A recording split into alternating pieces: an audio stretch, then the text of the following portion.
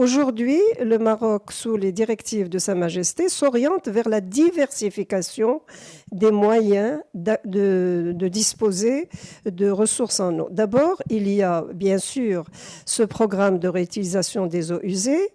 Il y a un plan national de l'assainissement. Parce que vous savez, une eau utilisée une fois et rejetée, c'est un gaspillage déguisé.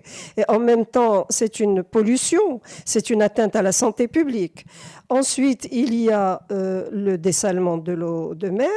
Je citerai tous les ouvrages qui ont été déjà réalisés dans les provinces du Sud et notamment le dernier grand projet de dessalement d'eau de mer de la ville d'Agadir.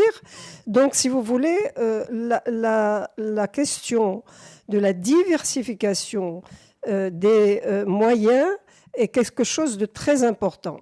En plus de projets de construction de nouveaux barrages. Il y a tout un projet de construction de barrages grands, moyens et de barrages du niveau collinaire.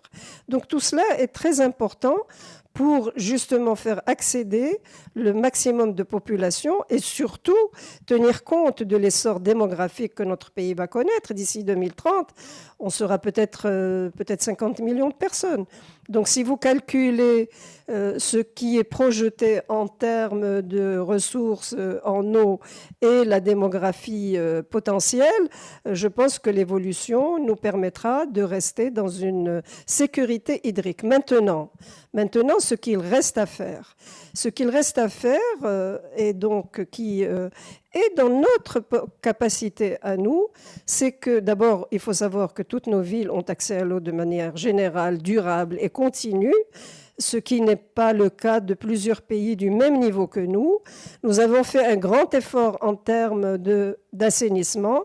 Nous avons une expertise nationale au niveau du Maroc et donc nous avons la possibilité de régler ce qui reste à régler. Et nous avons donc fait beaucoup de progrès depuis l'indépendance.